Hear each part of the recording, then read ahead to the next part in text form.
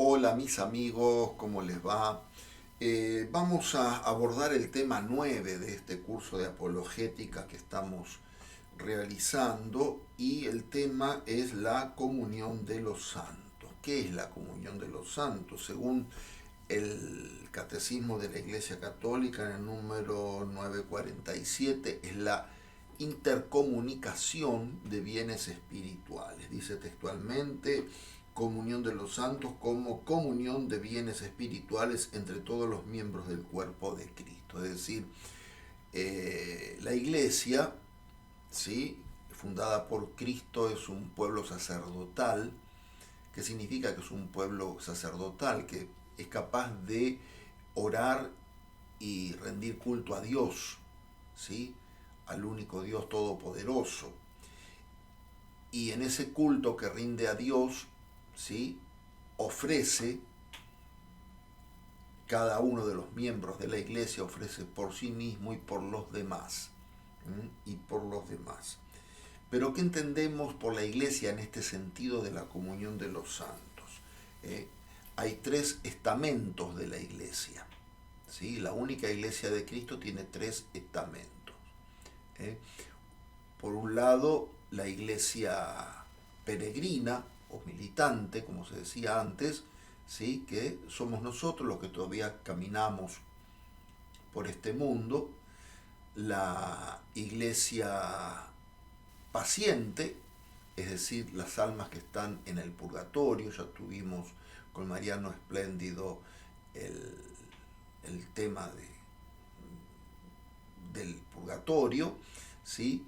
Y por otro lado, la iglesia triunfante, es decir, la iglesia glorificada, son los santos que ya gozan de la visión de Dios, que ya gozan de la visión de Dios, la iglesia gloriosa. No son tres iglesias, sino que es la única iglesia de Cristo, en tres estamentos diferentes,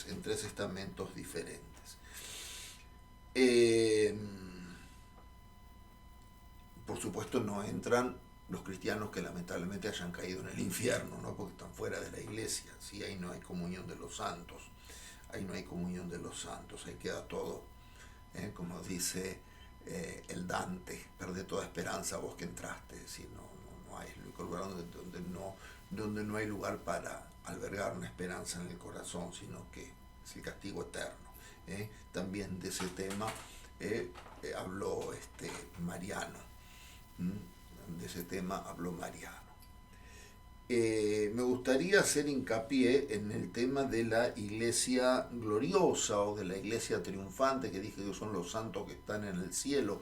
Cuando hablamos de santos, no son solamente los santos que fueron canonizados por la iglesia, sino que es toda alma que está en la contemplación de Dios, toda alma que está en la contemplación definitiva de Dios. Es decir, el alma humana alcanza su anhelo máximo, su felicidad máxima en la presencia de Dios. ¿Por qué? Porque hay sectas, como sé, por ejemplo, los testigos de Jehová, dicen que en el paraíso de la tierra nos vamos a volver a encontrar con todos nuestros seres queridos y qué sé yo, y vamos a poder formar otra sociedad, qué sé yo. Bueno,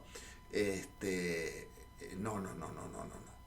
Eh, eh, yo no sé si nos vamos a encontrar con los seres queridos en el cielo, ¿sí?, porque Dios es la máxima aspiración de toda alma, de toda alma. El alma vive la plenitud del amor a Dios en el cielo, la felicidad eterna junto a Dios, ¿sí? Si veremos a los seres queridos, seguramente sí, pero no es el objetivo por el cual esperamos la salvación. ¿Sí? No es el objetivo por el cual esperamos la salvación, volver a encontrarnos con nuestros seres queridos.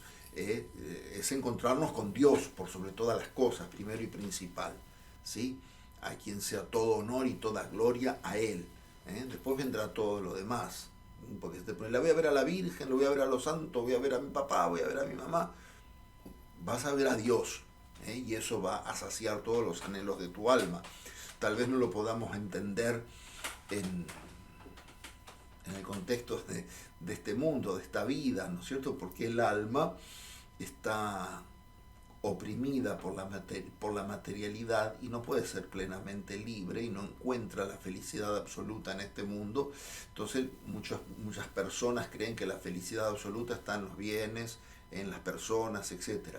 Pero el alma frente a Dios se descubre plenamente libre y feliz por toda la eternidad. Por eso hablamos de la iglesia gloriosa, de la iglesia gloriosa. Bien, en el segundo punto, la comunión de los santos en la Biblia. La idea fundamental, la idea base de todo esto es que la iglesia es un cuerpo. La iglesia es un solo cuerpo de Cristo con muchos miembros.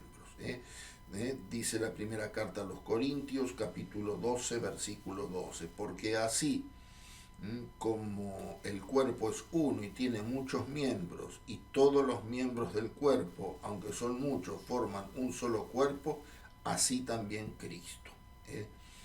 Y más abajo dice, en el 12:26, primera de Corintios, si un miembro sufre, todos sufren con él. Si un miembro es honrado, todos se alegran con él.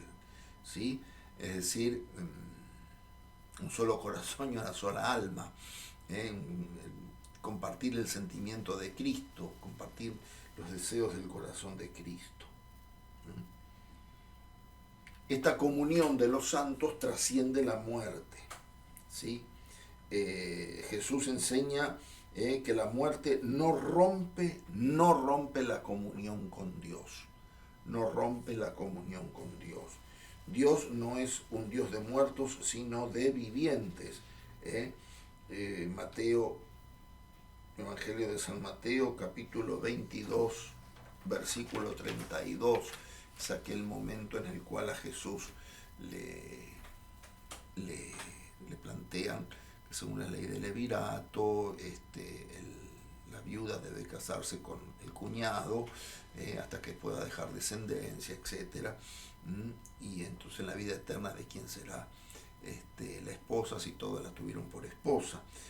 Y la discusión con los saduceos es que en la vida eterna todos seremos como ángeles en la presencia de Dios, ¿sí? Y Dios es un Dios de vivientes y no de muertos. El Dios de Abraham, de Isaac y de Jacob, un Dios de vivientes y no de muertos. San Pablo afirma, ni la muerte ni la vida podrá separarnos jamás del amor de Dios manifestado en Cristo Jesús. Podemos leer el capítulo 8, versículos 38 y 39 de la carta a los romanos. Ese capítulo 8 de los romanos la verdad que no tiene desperdicio. Dije Romanos 8, 38 y 39. Dice, porque tengo la certeza que ni la muerte ni la vida, ni los ángeles, ni los principados, ni lo presente, ni lo futuro, ni los poderes espirituales, ni lo alto, ni lo profundo, ni ninguna otra criatura podrá jamás separarnos del amor de Dios manifestado en Cristo Jesús nuestro Señor.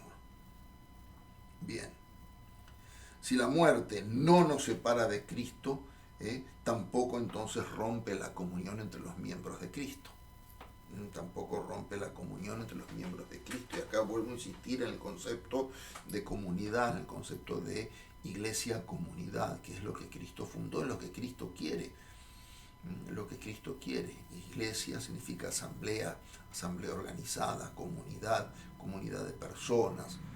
Los discípulos, esto es un tema que ya fue dicho, los discípulos fundaron comunidades, no predicaron un cristianismo individualista, solitario, aislado, sino que la vida de comunidad y las comunidades que le dieron tanto trabajo a los discípulos, pero que ellos supieron fundarlas, supieron gobernarlas, etc. Bien. Los santos del cielo están conscientes y activos. Si la contemplación celestial no es una contemplación pasiva, es decir, porque cuando uno lo mira en términos terrenales, dice, uy, qué aburrido estar todo el tiempo en la misma, toda una eternidad. No, es una contemplación activa. La Biblia presenta a los santos celestiales conscientes, orantes y participando del culto celestial. En el libro del Apocalipsis, capítulo 5, versículo 8, vamos a leerlo de la Biblia. Apocalipsis, el último libro de la Biblia, capítulo 5, versículo 8, dice: cuando tomó el libro, los 4 seres vivientes y los 24 ancianos se postraron ante el Cordero. El Cordero es Cristo, ¿sí? Cada uno tenía un arpa y copas de oro llenas de perfumes, que son las oraciones de los santos. ¿Sí? Los santos están en intercesión continua por aquellos que necesitan. También Apocalipsis 8, 3, 4, también en el mismo libro del Apocalipsis, capítulo 8, versículo 3 y 4. Y vino otro ángel que se ubicó junto al altar con un incensario de oro y recibió una gran cantidad de perfumes para ofrecerlos junto con la oración de los santos sobre el altar de oro que está delante del trono. Y el humo de los perfumes junto con las oraciones de los santos subió desde la mano del ángel hasta la presencia de Dios. La oración subió, un poco también el sentido del uso del incienso en la liturgia, ¿sí? El humo del incienso. El incienso es algo que la Iglesia toma del paganismo y busca cristianizarlo. El uso del incienso en la liturgia significa nuestras oraciones que se elevan hacia Dios, el humo de las oraciones. Las oraciones de los fieles llegan a Dios mediadas por los seres celestiales, lo cual fundamenta la intercesión. La intercesión. Esta intercesión es bíblica y querida por Dios. La Escritura enseña que es bueno interceder unos por otros. Vamos a ver qué nos dice primera de Timoteo, primera carta a Timoteo, San Pablo a Timoteo, capítulo 2, versículo 1, nos dice lo siguiente: ante todo te recomiendo que se hagan peticiones, oraciones, súplicas y acciones de gracias por todos los hombres.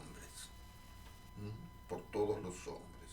Si los cristianos en la tierra tienen el poder de interceder, cuanto más los que están junto a Dios, los que están plenamente unidos a Dios por toda la eternidad. La carta de Santiago dice: mucho puede la oración incesante del justo. La oración del justo es poderosa. Los santos del cielo son justos, perfectos. No es una invención de la Iglesia. Vamos a ver lo que nos dice la carta a los Hebreos. Hebreos, se me perdió, acá está. Hebreos 12, 23, capítulo 12, versículo 23. ¿Qué nos dice la carta a los Hebreos 12, 23? A la asamblea de los primogénitos, cuyos nombres están escritos en el cielo, se han asociado a Dios, que es el juez del universo, y a los espíritus de los justos que ya han llegado a la perfección.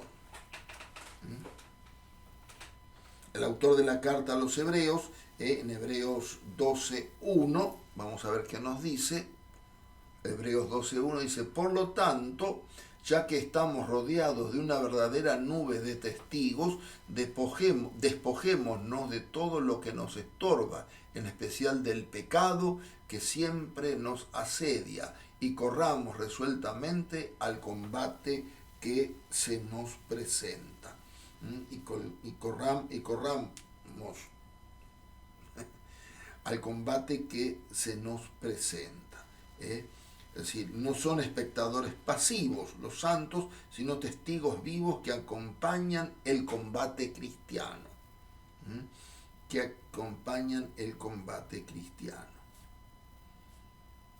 Los primeros cristianos creían en la intercesión de los santos. La respuesta es clara y universal, sí, creían. La iglesia primitiva oraba por los difuntos y pedía su intercesión. Ya desde el siglo II encontramos en las inscripciones de las catacumbas, Pedro ruega por nosotros, Pablo, acuérdate de nosotros ante el Señor.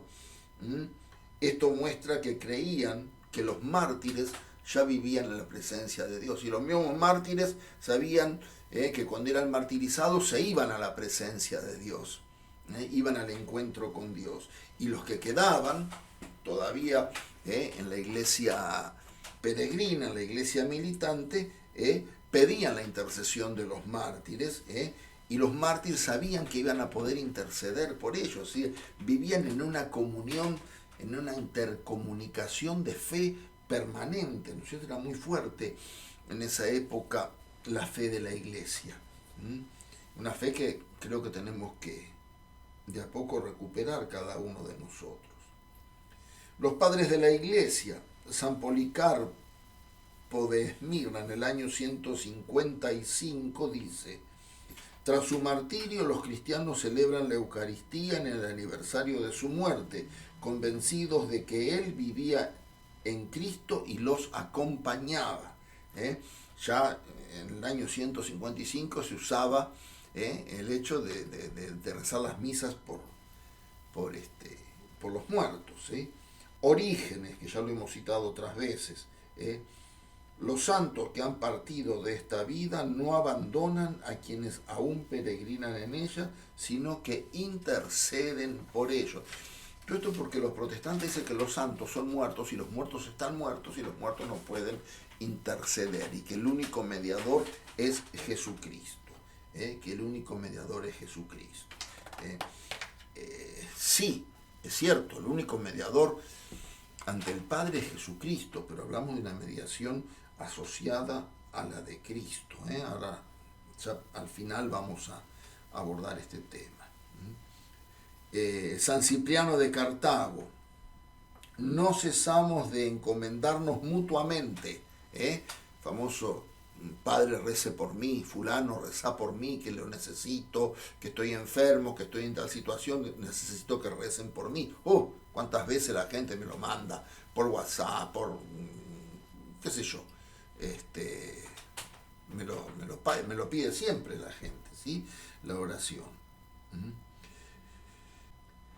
No cesamos de encomendarnos mutuamente, y si alguno parte antes, o sea, antes que el otro, su amor continúe intercediendo ante el Señor. O sea, tenían la clara conciencia de que en el cielo iban a vivir en el amor eterno. Ya San Pablo, en su primera carta a los Corintios, en el capítulo 13, cuando habla en el famoso himno a la caridad, termina diciendo que hay tres cosas: fe, esperanza y caridad. Pero la más excelsa de todas es la caridad. La fe se pierde porque uno está ya contemplando aquello que cree y no necesita fe para creer. La esperanza se pierde porque uno alcanzó lo que esperó. Pero la caridad no se pierde jamás. Y esa caridad hace que los que están en el cielo comprendan las vicisitudes que pasan los que están en la tierra y que haya una intercesión. Los mártires no dejan de cuidar, dice San Agustín, los mártires no dejan de cuidar de nosotros, su intercesión no cesa nunca ante Dios. En la liturgia antigua, las antiguas plegarias eucarísticas incluyen conmemoración de los santos, petición explícita de su intercesión. Ya en la Didache, documento que hemos citado en encuentros anteriores, habla de rezar por los muertos, Ya en el Antiguo Testamento, el primer libro de los Macabeos, Judas Macabeo ofrecía sacrificios por los que murieron en la guerra, pidiendo su liberación, pidiendo por ellos. Esto no fue una invención tardía, sino una práctica litúrgica constante, porque una vez más nos encontramos que nuestros hermanos protestantes dicen que esto de rezar por los muertos es un invento de la Iglesia en la época de la Edad Media, ¿no? y ya vimos que no, en la antigüedad los padres de la iglesia, siglo I, siglo II, siglo III, hablan de esta intercesión de la comunión de los santos, de rezar los unos por los otros. ¿Hay objeciones comunes? Sí. La pregunta es, ¿no hay un solo mediador, Jesucristo? Vamos a ver qué nos dice la primera carta a Timoteo 2:5. Primera de Timoteo 2:5. Dice, hay un solo Dios y un solo mediador entre Dios y los hombres, Jesucristo, hombre también. Sí, Cristo es el único mediador en el sentido absoluto de su palabra. Si Cristo no es mediador, nadie es mediador. ¿Sí? Esto cuesta un poco entender, es una mediación asociada a la de Cristo.